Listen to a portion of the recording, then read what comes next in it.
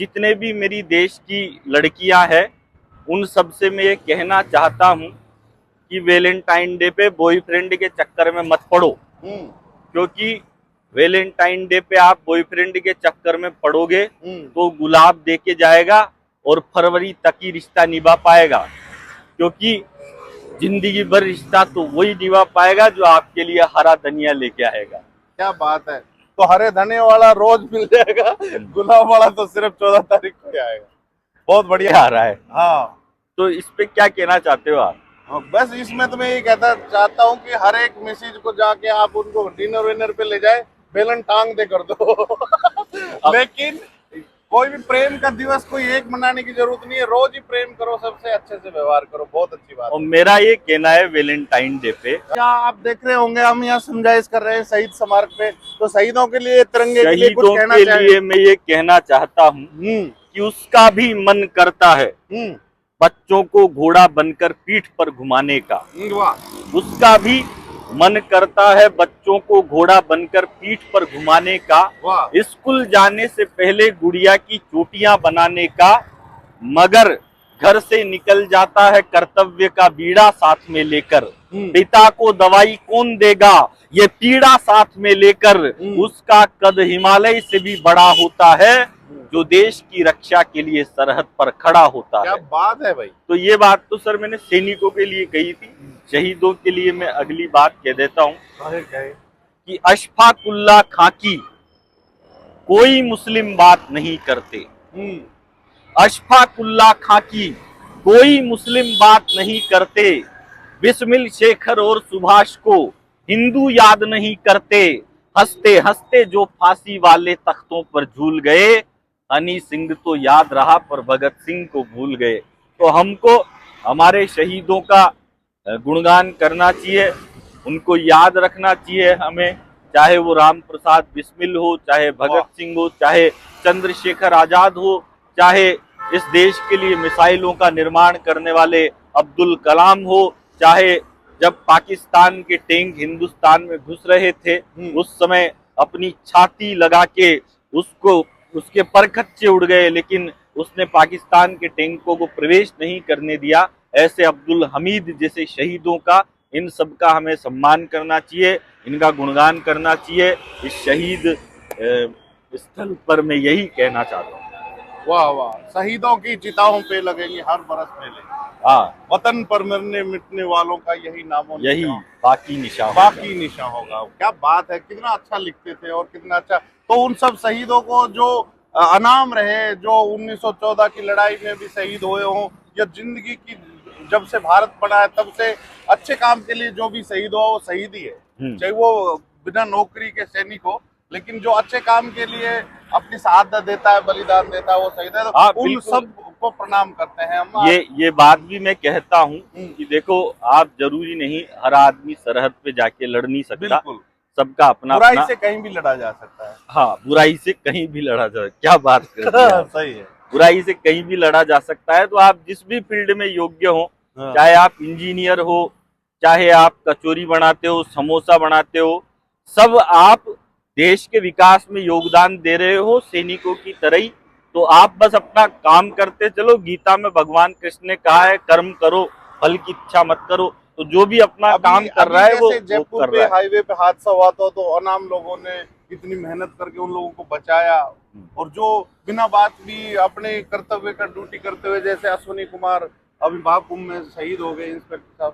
तो ये जो लोग हैं जो सच्ची मानवता के लिए लड़ते हैं, कहीं आग जनी से कोई बचाते हुए शहीद हो जाता है, किसी को डूब रहे हैं बच्चे तो उनको बचाते हुए हो जाते हैं, उनके लिए हमारी तरफ से सैल्यूट है। क्योंकि मानवता के लिए काम करना चाहिए। और एक और कानून जो सर बनाया है अभी हिंदुस्तान में, कि पहले क्या होता था, जैसे कोई गाड़ी एक्सीडेंट करके किसी को भाग जाती थी तो वो क्या है कि इतना पचड़ा हो जाता था उसके साथ, वो कानून के उसमें फंस जाता था। बिल्कुल। तो ये जो नया बना है कि अब कोई किसी को अगर इस कहीं, कानून का नाम है गुड सेमेटेरियन। पहले इसमें कोई गंभीर घायल की मदद करता था तो 5,000 की मानदेय मिलता था उसको, अब 10,000 कर दिया राजस्थान गवर्नमेंट ने। तो ये बहुत अच्छा काम है, ऐसी पहल होती रहनी चाहिए ताकि लोग, ना तो उससे पुलिस इंक्वायरी करेगी ना हॉस्पिटल, उसको 3 दिन के अंदर उसका मानदेय भी मिल जाए।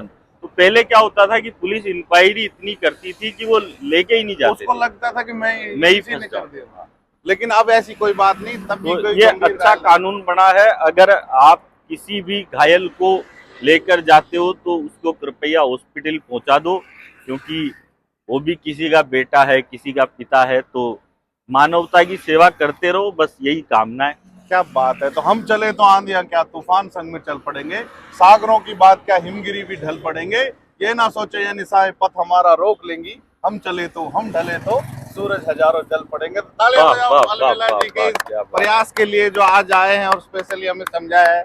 Thank you. एक सर मैं ये कह रहा था, कहो कहो। इतनी जल्दी कहाँ जा रहे हो आप? नहीं नहीं, मैं तो यही हूँ। मैं तो और कुछ कहना चाहे सरपंच साहब हमारे साथ है, अभी इनसे बात हुई थी। सरपंच साहब क्या कहना चाहते हो, ऐसे प्रयास में जान बचनी चाहिए कि नहीं बचनी चाहिए? सर मैं तो लगातार पिछले 10-12 साल से मैं जहाँ खड़ा हूँ उसमें आपके इसका बहुत ज़्यादा योगदान है। मैंने बहुत लोगों की मदद करी है। आगे तो ये अलबेला जी जो प्रयास कर रहे हैं जान बचाने का राजस्थान पुलिस के साथ, इस प्रयास को कैसे देखते हैं आप? हम तो बहुत अच्छा लगता है कि अलवेला भाई को हम पहले जब लाफ्टर चैलेंज में कॉमेडी के रूप में देखते थे, आज जो हमारी ये मुख्य धारा में जुड़ के लोगों को सब तरीके से, जैसे बहुत अच्छे अच्छे लोगों को देश प्रेम के लिए, शहीदों के लिए, और अब जो ये सड़क दुर्घटना में जो मदद कर रहे हैं, इसके लिए हम तो बहुत बहुत आभार करेंगे कि आपका योगदान इससे निकल कर यहाँ पर आया, जिससे कि हम लोगों को प्रोत्साहित कर सके। हम जैसे लोग भी इससे मोटिवेट होंगे और आगे कुछ करेंगे। इसमें मेरा यही कहना है कि आजकल लोग है ना बस पैसे कमाने की धुन में बढ़े जा रहे हैं, बस हाय पैसा कर रहे हैं। मुझे लगता है कि मेरे को यार कमाने के अलावा थोड़ी सी देश सेवा भी करनी चाहिए, जो हम ऐसे करें कैसे करें, किसी गरीब को खाना खिला के करें। क्योंकि मेरी नज़र में देशभक्ति ये नहीं होती कि आप है ना पाकिस्तान मुर्दाबाद के नारे लगाओ। देशभक्ति ये भी है कि आपको अगर 16 अगस्त को कहीं सड़क पर तिरंगा पड़ा हुआ मिले तो उसे ले जाके अपने घर की छत पर टांग दो, ये भी देशभक्ति है। देशभक्ति ये नहीं है कि आप चक्का जाम कर दो। देशभक्ति ये भी है कि सड़क पर आपको कोई बुजुर्ग दिखे तो आप उसको हाथ पकड़ के रास्ता पार करा दो, ये भी देशभक्ति है। और ये भी ध्यान रखो कभी बुजुर्ग को पार जाना ही नहीं हो, जबरदस्ती और रील बना दो। कहीं ऐसा नहीं करते हैं। नहीं जाना जिसको तो क्यों कराओ यार। उसको भी बाबा को ले गए और बाबा बन गया वीडियो। अब तो हमारा यार आप तो यार हम कॉमेडियंस को भी फेल कर रहे हो, हम हास्य, खैर आप भी हास्य कवि हो, आप भी करते ही हो। तो ये थे अलबेला भाई, जिन्होंने ताली बजा के दुनिया खूब हंसाई, और उसके बाद ताली के बाद इन्होंने जो कमान संभाली है वो है जान बचाने की। तो हम अलबेला जी का बहुत बहुत धन्यवाद करते हैं। सर कुछ जाते जाते कुछ कहना चाहें विशेष? जाते जाते मैं यही कहना चाहता हूँ कि बस हंसते रहो, मुस्कुराते रहो। कोई भी पीड़ित व्यक्ति आपको दिखे तो उसकी मदद करते चलो। कोई हो जाए और मेरे जैसा कोई पत्नी पीड़ित हो, पत्नी पीड़ित हो तो भाई साहब ये करो, मैं आपको एक आइडिया देता हूँ। आइडिया दे जाओ। हाँ रोज सुबह उठ के हाँ माँ के पैर दबाओ। हाँ ज्ञान की बात सुनना भाई, आप सब भी सुनना। हाँ रोज सुबह उठ के अपनी माँ के पैर दबाओ, हाँ फायदा मिलेगा। हाँ। और माँ अगर आपके बच्चों की है तो फिर फायदा डबल मिलेगा। तो ये गुरु ज्ञान हर एक दो इस पे ध्यान है ना हाँ, जी? ये था वैसे भी आजकल क्या है भाई साहब, वो बवाल मचा हुआ है हाँ, स्टैंड अप कॉमेडी को हाँ। लेके। वो बड़ा अजीब सा किस्सा है, आप बताएं थोड़ा खुलकर उसमें क्या हुआ था? वो क्या है सर, उसमें हुआ ये था, वो किसी एक तो वो जो शो देखा उसमें इतनी वो बद्दी बद्दी गालियां देते हैं। हाँ हाँ, और वो उसमें कॉमेडी नहीं हो सकती। वो कॉमेडी नहीं हो सकती। बहुत कॉमेडी वही हो सकती है जिसको आप अपनी माँ के साथ, बहन के साथ, पिताजी के साथ देख सको। शुद्ध हास्य वही होता है, उसको डार्क कॉमेडी कहते हैं। लेकिन वो डार्क कॉमेडी में भी भाई साहब इस हद तक पहुंच गए कि वो अपने माता पिता को शयन कक्ष में देखना चाहते हैं, उनको ज्वाइन करना चाहते हैं। तो इतनी घटिया बात उन्होंने कही। और मैं इस पर सर एक बात कहता हूँ, हम भी हंसाते हैं, हम भी हंसाते हैं और हम सारे देश को हंसा रहे हैं। उनकी कॉमेडी मैकडोनल्ड के बर्गर और डोमिनोज के पिज्जा की तरह है। दोनों में से कौन बर्गर पिज्जा देता है ये तो मेरे को पता नहीं है। मैकडोनल्ड के पिज्जा या डोमिनो के बर्गर की तरह है। उनकी कॉमेडी मैकडोनल्ड के पिज्जा और डोमिनो के बर्गर की तरह है। वो आपको हो सकता है ज्यादा हंसा दे, लेकिन वो आपकी संस्कृति को खराब करेगी और डोमिनो पिज्जा आपके स्वास्थ्य को खराब करेगा। इसी तरह से उनकी कॉमेडी भी इसी डोमिनो पिज्जा की तरह है जो आपके स्वास्थ्य को खराब करेगी। और हमारी जो कॉमेडी है वो माँ के हाथ के बाजरे की रोटी की तरह है, बात है। चाहे कम हंसी आएगी लेकिन आपके स्वास्थ्य का पूरा ध्यान रखेगी, आपकी संस्कृति का पूरा ध्यान रखेगी, क्योंकि हमारी संस्कृति इस देश में सबसे पुरानी संस्कृति है। इस संस्कृति का हमको लिहाज करना चाहिए, हमको गर्व करना चाहिए, गौरव करना चाहिए कि हम हिंदुस्तान जैसे देश में पैदा हुए, भारत जैसे देश में पैदा हुए, जहां पर डच भी आए, पुर्तगाली भी आए, मुगल भी आए, जितने भी आक्रमण हुए हिंदुस्तान पे हुआ। हिंदुस्तान भारत दुनिया का ऐसा देश है जिसने आज तक किसी भी देश पर आगे होके आक्रमण नहीं किया। हमने हमेशा अपनी रक्षा में ही हथियार उठाए हैं।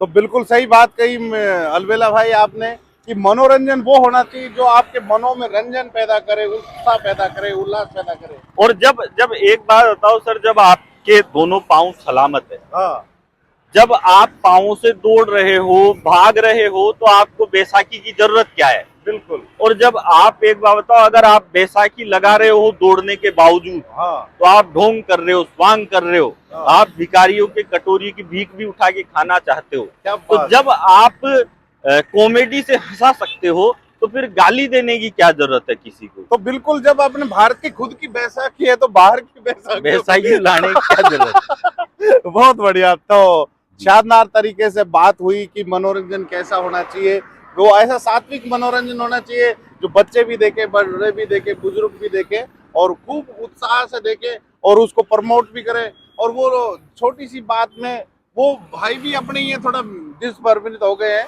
तो ऐसे दिग्भ्रमित भाइयों को बदलना चाहिए ट्रेंड, क्योंकि छोटी सी पॉपुलैरिटी हो सकता है आप क्षणिक वो दे देगी, लेकिन उसमें आप जीवन भर अच्छे नजर से नहीं देखे जाओ। देखो सर, वायरल होना है ना, हाँ, वायरल होना अचानक काम है। हाँ, वायरल कोई भी हो सकता है। अभी वो IIT बाबा वायरल हो गए, वो हाँ, मोनालिसा वायरल हो गई। बिल्कुल। तो वायरल होने वाले लोगों ने मेहनत नहीं की, क्या बात है। और जो मेहनत करता है ना तो वो आगे पहुंचता है। बुलंदियों पे पहुंचना कमाल नहीं होता, हाँ, बुलंदी पे ठहरना कमाल होता है। क्या बात है। तो वायरल तो भाई मौसम बदलते हो फिर बाद में आपसे ठीक भी हो हाँ, जाओगे। वायरल होना अच्छी लेकिन वो बात। क्षणिक चीज है और हमेशा वायरल अच्छी बात भी थी। हाँ, मलेरिया भी अच्छी बात नहीं। चलो, थैंक यू वेरी मच भाई। ओके जी, और किसी का कोई सवाल नौजवानों का?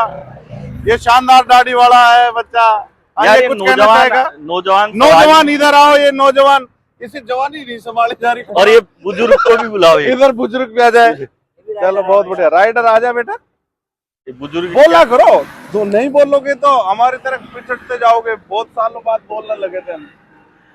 ठीक है? बोलो कुछ तो, दिल की बात कुछ बोलो। कहो, क्या कहना चाहते हम हो? सारे हमारे छोटे बहन भाइयों को सबको ये कहेंगे हाँ। कि सब गाड़ी चलाते हैं हेलमेट और सब सुविधा का पालन करें। क्या बात है। तो ये बहुत अच्छा। क्या नाम है चैनल का, वो भी बताओ, लोगों को पता चलना चाहिए ना आपके बारे में। नहीं, हमारा कोई चैनल नहीं है। बनाओ तो यार।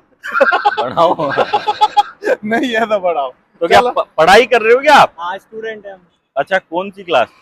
हम फर्स्ट ईयर में कॉलेज में हैं। क्या बात है, तभी एकदम नाजुक है एक बच्चे। सर ये भी हो रहा है, आज के लिए छोटे छोटे छोरे फर्स्ट ईयर में पहुंच जाते हैं। पता नहीं चलता। ये तेरी उम्र के तो हम 5वीं तक ही रहे। ठीक है, उसके आगे तो कभी गए ही नहीं। चलो तो ठीक है दोस्तों, फिर मिलते हैं। शानदार आज का ये रहा इंटरव्यू अपना, और बहुत बढ़िया। अलबेला जी, कुछ और कहना चाहो तो कहो, नहीं तो चले।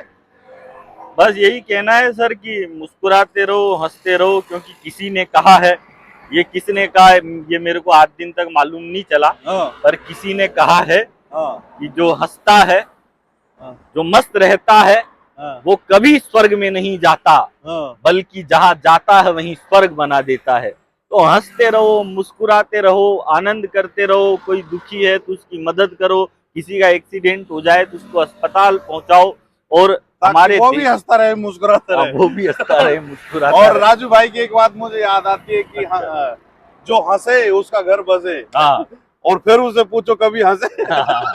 शानदार, उसकी शुरुआत बहुत अच्छी करते थे। चलो, थैंक यू भाई, जी शुक्रिया। नमस्कार।